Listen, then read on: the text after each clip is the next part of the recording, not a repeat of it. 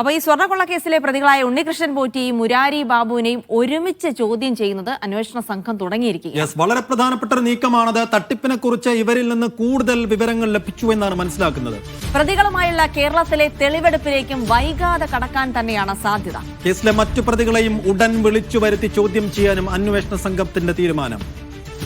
Sijo V John വിവരങ്ങൾ നൽകാനായി ചേരുന്നുണ്ട്. സിജോ, വളരെ നിർണായകമായ ഒരു നീക്കം തന്നെയാണ് അന്വേഷണ സംഘത്തിൽ നിന്നുണ്ടാവുന്നത്. കാരണം മുരാരി ബാബുവിനെയും ഉണ്ണികൃഷ്ണൻ പോറ്റിയെയും ഒരുമിച്ച് ചോദ്യം ചെയ്യുന്നത് ഒരുപാട് വിവരങ്ങൾ, ഒരുപക്ഷെ വിട്ടുപോയ ഭാഗങ്ങൾ പൂരിപ്പിക്കാനുള്ള അവസരം കൂടിയാണ് അന്വേഷണ സംഘത്തിന്. അപ്പോൾ അത്തരമൊരു നീക്കത്തിലേക്ക് കടക്കുന്നു. ഒപ്പം തെളിവെടുപ്പ് അടക്കമുള്ള മറ്റു കാര്യങ്ങൾ കൂടി മുന്നിൽ നിൽക്കുന്നുണ്ട്. പ്രത്യേകിച്ച് ശബരിമലയിൽ അടക്കം എത്തിച്ച് തെളിവെടുക്കേണ്ടതുണ്ട്. എന്നാലും വളരെ നിർണായകമായ ചില കാര്യങ്ങളിൽ കൂടെ തന്നെയാണ് അന്വേഷണ സംഘവും പോകുന്നത്. വിവരങ്ങൾ.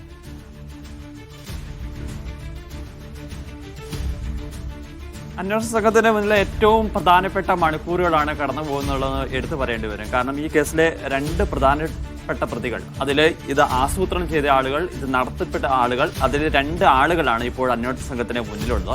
ഇവരിൽ നിന്ന് ഏറെ കാര്യങ്ങൾ ഇനിയും അറിയേണ്ടതുണ്ട്. പ്രാഥമികഘട്ട ചോദ്യം ചെയ്യൽ മാത്രമാണ് ഇപ്പോൾ മുരാരി ബാബുവിന്റെ കഴിഞ്ഞിരുന്നത്. അതിനുശേഷം വിശദമായ ചോദ്യം ചെയ്യലിലേക്ക് അന്വേഷണ സംഘം കടന്നിരിക്കുന്നു.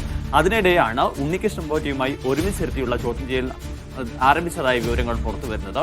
ഉണ്ണികൃഷ്ണൻ പോറ്റിയെ വിശദമായി തന്നെ ചോദ്യം ചെയ്തിരുന്നു. എങ്കിൽ പോലും പല കാര്യങ്ങളിലും ഒരു ക്ലാരിറ്റി ഇപ്പോഴും വരുന്നില്ല. അങ്ങനെയാകുമ്പോൾ ഇവർ രണ്ടുപേരെ ഒരുമിച്ചിരുന്ന് ചോദ്യം ചെയ്യുമ്പോൾ അന്ന് നടത്തിയ പല കാര്യങ്ങളെക്കുറിച്ചും ഒക്കെ കൃത്യമായ ഒരു വിവരം അന്വേഷണ സംഘത്തിന് ലഭിക്കുമെന്നാണ് പ്രതീക്ഷിക്കപ്പെടുന്നത്. ഉണ്ണികൃഷ്ണൻ പോറ്റിയെ നാളെ വൈകിട്ട് 4 മണിക്ക് മുമ്പ് കോടതിയിൽ ഹാജരാക്കണം. ഒരുപക്ഷെ രാവിലെ തന്നെ കൊണ്ടുപോകാനുള്ള സാധ്യതയാണുള്ളത്. അതുകൊണ്ട് ഈ വരുന്ന മണിക്കൂറുകളിൽ വിശദമായ ചോദ്യം ചെയ്യലിലേക്ക് അന്വേഷണ സംഘം കടക്കുകയാണ്. അങ്ങനെ ഇതിനെക്കുറിച്ചൊരു കൃത്യമായ ഒരു ഇതിന്റെ രീതിയെക്കുറിച്ചും തട്ടിപ്പ് കാര്യങ്ങളെക്കുറിച്ചൊക്കെ വ്യക്തമായ വിവരങ്ങൾ ഇന്ന് തന്നെ അറിയാൻ സാധിക്കുമെന്ന പ്രതീക്ഷയാണ് അന്വേഷണ സംഘത്തിന് നിലനിൽക്കുന്നത്. അതായത് ഇവരിൽ നിന്ന് ലഭിക്കുന്ന വിവരത്തിന്റെ അടിസ്ഥാനത്തിലായിരിക്കും മറ്റുള്ള ആളുകളിലേക്ക് ചോദ്യം ചെയ്യൽ വളരെ വേഗത്തിൽ തന്നെ മുന്നോട്ട് പോവുക. കാരണം ഉണ്ണികൃഷ്ണൻ പോറ്റിയെയും അതോടൊപ്പം തന്നെ മുരാരി ബാബുവിനെയും കൂടാതെ ഈ ദേവസ്വം ബോർഡിലെ 8 സ്റ്റാഫുകളെയാണ് ഇപ്പോൾ പ്രതിയേർക്കപ്പെട്ടിരിക്കുന്നത്. ഇവരെ ഘട്ടം ഘട്ടമായി വിളിച്ചു ചേർക്കണം. ഈ ദേവസ്വം വിജിലൻസിന്റെ റിപ്പോർട്ടിന്റെ അടിസ്ഥാനത്തിലാണ് ഇവരെ പ്രതികളാക്കിയിരിക്കുന്നത്. അത് സാങ്കേതികപരമായി ഇത് നടത്തിയപ്പോഴുണ്ടായ വീഴ്ച ചൂണ്ടിക്കാണിച്ചുകൊണ്ടാണ് ആ റിപ്പോർട്ട് ബേസ് ചെയ്തുകൊണ്ടാണ് ഇപ്പോൾ പ്രതികളാക്കിയിരിക്കുന്നത്. പക്ഷെ എല്ലാവർക്കും ഇതിനകത്ത് കൃത്യമായ ഒരു ഇൻവോൾവ്മെന്റ് ഉണ്ടാവുമെന്ന് കരുതുന്നില്ല. സാമ്പത്തിക നേട്ടം ഉണ്ടാക്കിയ ആളുകൾ ഉണ്ടെന്ന് കരുതുന്നില്ല. അതുകൊണ്ടാണ് ഇവരിൽ നിന്ന് ഇത് ആരുടെയൊക്കെ ഭാഗത്തു നിന്നാണ് സഹായം കിട്ടിയെന്ന് മനസ്സിലാക്കുക. അതിനുശേഷം ഘട്ടഘട്ടമായി വിളിച്ചു വരുത്തുക എന്നുള്ളത്. അതിന് ശേഷമാവും ഈ പറയുന്ന ദേവസ്വം ബോർഡിലെ അന്നത്തെ അംഗങ്ങൾ ആരൊക്കെയാണ് ഇത് സഹായിച്ചതെന്ന് സംബന്ധിച്ച കാര്യങ്ങളിലേക്ക് കടക്കുക.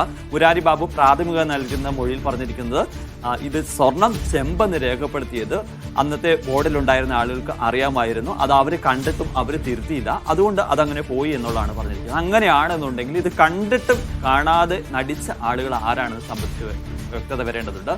ആ വിവരങ്ങളുടെ അടിസ്ഥാനത്തിൽ അന്നത്തെ ദേവസ്വം ബോർഡ് മെമ്പേഴ്സ് പത്മകുമാർ ഉൾപ്പെടെയുള്ള ആളുകളിലേക്ക് ചോദ്യം ചെയ്യൽ നടപടികളിലേക്ക് കടക്കുകയും ചെയ്യും. അതോടൊപ്പം തന്നെ വളരെ പ്രധാനപ്പെട്ട ഒരു കാര്യമാണ് ഇതുമായി ബന്ധപ്പെട്ട കേരളത്തിലെ തെളിവെടുപ്പ് എന്ന് പറയുന്നത്. ശബരിമലയിൽ പ്രതികളെ എത്തിച്ച് തെളിവെടുപ്പ് നടത്തുമെന്നാണ് പ്രതീക്ഷിക്കപ്പെടുന്നത്. മുരാരി ബാബുവിനെ കസ്റ്റഡിയിൽ കിട്ടി ആഴ്ചകൾ കഴിഞ്ഞെങ്കിലും ശബരിമലയിൽ എത്തിച്ചിട്ടില്ല. ചെന്നൈയിൽ കൊണ്ടുപോയി, ബംഗളൂരുവിൽ കൊണ്ടുപോയി, ഹൈദരാബാദിൽ കൊണ്ടുപോയി. പക്ഷേ കേരളത്തിൽ ഒരിടത്തും മറ്റിടങ്ങളിൽ കൊണ്ടുപോയിട്ടില്ല. ഒരു പക്ഷേ ഈ മുരാരി ബാബുവിനെയും ഉണ്ണികൃഷ്ണൻ പോറ്റിയെയും ഒരുമിച്ച് ഈ സ്ഥലങ്ങളിൽ കൊണ്ടുപോകാനായിരിക്കും സാധ്യതയാണെന്നുള്ളത്. അങ്ങനെയാണെന്നുണ്ടെങ്കിൽ ആ തെളിവെടുപ്പ് വൈകാതെ തന്നെ നടക്കാനുള്ള സാധ്യതയാണ് ഉള്ളത്.